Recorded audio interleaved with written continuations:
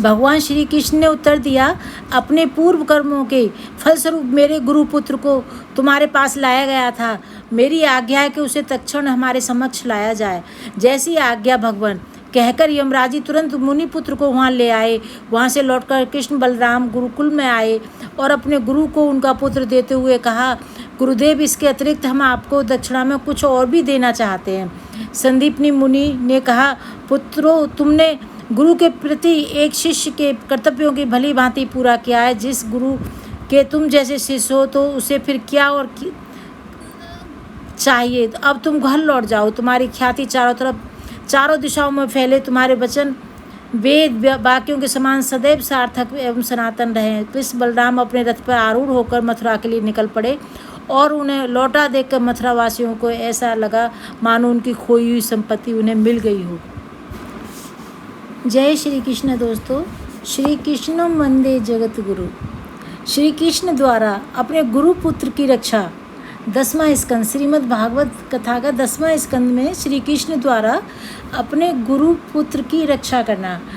गुरु माता ने गुरु दक्षिणा में श्री कृष्ण से अपने पुत्र को मांगा था कि मेरे जो पुत्र मेरे पास नहीं है उनको कहीं से भी लेके आओ। श्री कृष्णं वंदे जगत गुरु। श्री कृष्णं वंदे जगत गुरु। श्री कृष्णं वंदे जगत गुरु।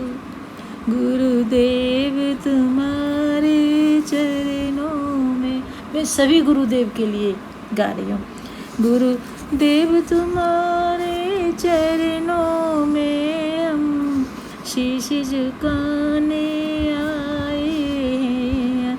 दुनिया को सुना कर हार चुकी, अब तुम्हें सुनाने आए हैं। जय श्री कृष्ण। दोस्तों, जब श्री कृष्ण ने देखा कि अत्यंत आदर भाव के कारण उनके माता पिता उनके साथ स्नेह भरा व्यवहार नहीं कर पा रहे हैं, उन्होंने अपनी योग माया से उन्हें ढक दिया, जिससे वे कृष्ण बलराम को अपना पुत्र मानकर उनसे स्नेह कर सकें। उस समय कृष्ण बलराम मात्र 11 वर्ष के थे। भगवान कृष्ण ने सम्मान पूर्वक सिर झुकाते हुए कहा, पिताजी, हम दोनों के कारण आपको एवं माता देवकी को अनेक कष्ट सहने पड़े और आप हमारी बाल्य तथा किशोर लीलाओं का सुख भी नहीं ले पाए।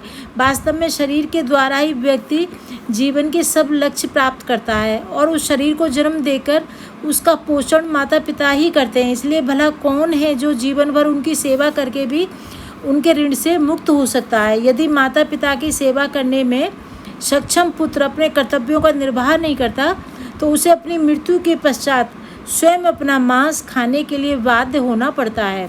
और जो व्यक्ति अपने वृद्ध माता पिता पत्नी छोटे बच्चों अथवा गुरु की देखभाल नहीं करता अथवा अपनी शरण में आए ब्राह्मण की उपेक्षा करता है वह सांस लेते हुए भी मृत के समान है। कंस के भय से हम आपकी सेवा नहीं कर पाए, इसलिए हमारा जीवन व्यर्थ ही बीत गया। कृपया इसके लिए हमें क्षमा करें। परंतु हम भी क्या कर सकते थे, हम अपने नियंत्रण से परे परिस्थितियों द्वारा बंधे हुए थे। श्री कृष्ण के भोले भाले वचनों को सुनकर वसुदेव देवकी ने कृष्ण बलराम को अपनी गोद में भर लिया और उनका आलिंगन करने लगे। वात्सल्य प्रेम से पूरित कृष्ण बलराम को अपने आंसुओं से नहलाते हुए उन दोनों के कंठ अवरुद्ध हो गए। अपने माता पिता की सांत्वना देखकर श्री कृष्ण अपने नाना उग्रसेन के पास गए और यदुवंशियों का राजा नियुक्त कर दिया। श्री कृष्ण ने कहा, महाराज, हम आपकी प्रजा हैं, कृपया हमें आदेश दें। महाराज, ययाति के शाप के कारण कोई भी यदु राज सिंहासन पर नहीं बैठ सकता है। इसके बाद भगवान आपने उन सब संबंधियों को पुनः मथुरा में ले आए जो कंस के भय से इधर उधर पलायन कर गए थे। उन्होंने यदुओं, वृष्णियों, अंधकों, मधुओं, दासाओं, कुकुरों तथा अन्य का यथोचित सम्मान किया और उन्हें अनेक मूल्यवान उपहार एवं निवास आदि प्रदान किए। कृष्ण बलराम के प्रत्यक्ष दर्शन करके समस्त मथुरावासी अत्यंत संतुष्ट थे।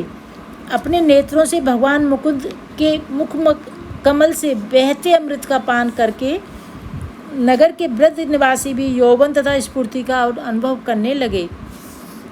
तब श्री कृष्ण बलराम नंद महाराज के पास आए और उनका आलिंगन करके बोले, पिताजी, आपने और यशोदा मैया ने कितने स्नेह पूर्वक हमारा लालन पालन किया है, हमें हर प्रकार का सुख दिया है। वास्तव में माता पिता अपने बच्चों को अपने प्राणों से अधिक प्रेम करते हैं और जिन बच्चों का पालन करते हैं उस अक्षम माता पिता उन्हें त्याग देते हैं। उन बच्चों का पालने वाले लोग वास्तव में उनके सच्चे माता पिता होते हैं। अब आप सब ब्रज लौट जाइए और वसुदेव देवकी तथा अपने अन्य परिजनों के साथ थोड़ा समय बिताकर हम कुछ ही दिनों में लौट आएंगे। यह कहकर कृष्ण बलराम ने सब गोपों को वस्त्र, आभूषण, बर्तन तथा अन्य वस्तुएं उपहार देकर उनका सम्मान किया। नंद महाराज कृष्ण के प्रति प्रेम से अभिभूत हो गए और उनकी आंखें आंसुओं से भर गईं। उन्होंने एवं अन्य गोपों ने कृष्ण बलराम का आलिंगन किया और वृंदावन लौट आए। तब वसुदेव ने कुल पुरोहित गर्ग मुनि एवं अन्य ब्राह्मणों द्वारा अपने दोनों पुत्रों को द्विज संस्कार संपन्न करवाया और उसकी समाप्ति पर उदार चित्त से ब्राह्मणों को वस्त्राभूषण एवं सुंदर सजी गायें दान में दी। कृष्ण के जन्म के समय वसुदेव बंदी थे और इसलिए उन्होंने केवल मन से ही ब्राह्मणों को गौ दान किया था। वास्तव में वसुदेव को बंदी बनाते समय कंस ने उनकी सब गायें छीन ली थी, परंतु कंस की मृत्यु के बाद वसुदेव को वे गायें वापस मिल गईं और उन्होंने ब्राह्मणों को उनको दान में दे दिया। तत्पश्चात संपूर्ण जगत के सर्वव्यापी ईश्वर तथा ज्ञान की प्रत्येक शाखा के उद्गम भगवान कृष्ण और बलराम जी ने अपने वास्तविक स्वरूप को छिपाकर गुरु के आश्रम में ज्ञानोपार्जन के करने की इच्छा व्यक्त की।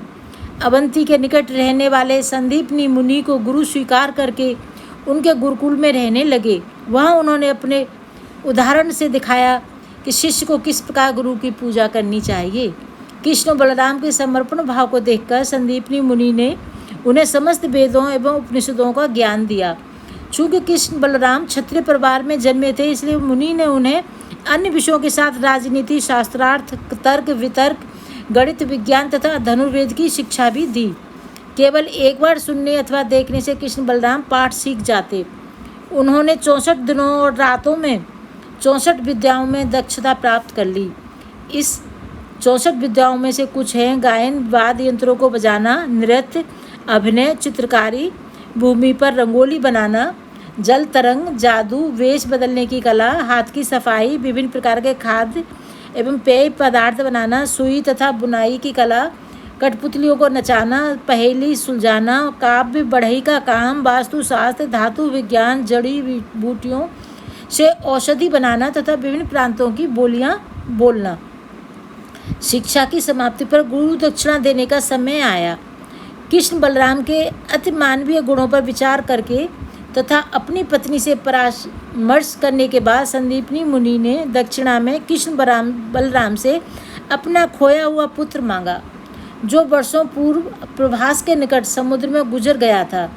कृष्ण और बलराम जैसी आज्ञा गुरुदेव कहकर तुरंत रथ पर आरूढ़ हो गए और निकल पड़े। प्रभास क्षेत्र पहुंचने पर वे समुद्र तट पर जाकर बैठ गए। परम भगवान को वहां आया देखकर समुद्रदेव तुरंत वहां आए और उन्हें अनेक उपहार भेंट स्वरूप दिए। श्री कृष्ण ने कहा, वर्षों पूर्व तुमने अपनी प्रचंड लहरों में हमारे गुरुपुत्र को समेट लिया था, उसे इसी क्षण हमारे समक्ष ले आओ। समुद्रदेव ने कहा, हे भगवान, मैंने नहीं अपितु 5 जन्य नामक दिति के एक वंशज ने उसका अपहरण किया था। वह दैत्य एक शंख के आकार में जल में भ्रमण करता है। यह सुनकर कृष्ण ने समुद्र की गहराइयों में छलांग लगाई और 5 जन्य का वध कर दिया, परंतु उस असुर के उदर में भी अपना गुरुपुत्र नहीं हुआ। तब भगवान जनार्दन ने उस 5 जन शंख को लिया और अपनी रथ पर लौट आए।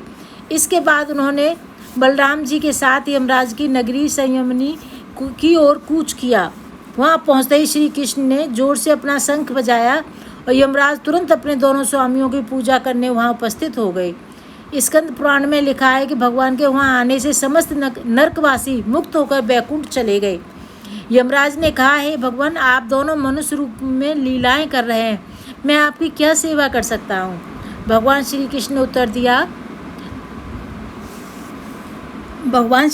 उत्तर दिया, अपने पूर्व कर्मों के फलस्वरूप मेरे गुरुपुत्र को तुम्हारे पास लाया गया था। मेरी आज्ञा है कि उसे तत्क्षण हमारे समक्ष लाया जाए।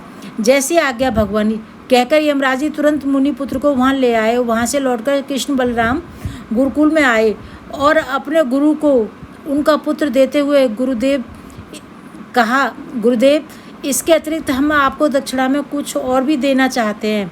संदीपनी मुनि ने कहा, पुत्रों तुमने गुरु के प्रति एक शिष्य के कर्तव्यों की भली भांति पूरा किया है। जिस गुरु के तुम जैसे शिष्य हो तो उसे फिर और क्या चाहिए। अब तुम घर लौट जाओ, तुम्हारी ख्याति चारों दिशाओं में फैले और तुम्हारे वचन वेद वाक्यों के समान सदैव सार्थक एवं सनातन रहें। किस बलराम अपने रथ पर आरूढ़ होकर मथुरा के लिए निकल पड़े और उन्हें लौटा देखकर मथुरावासियों को ऐसा लगा मानो उनकी खोई हुई संपत्ति उन्हें पुनः मिल गई हो। जय श्री कृष्ण दोस्तों।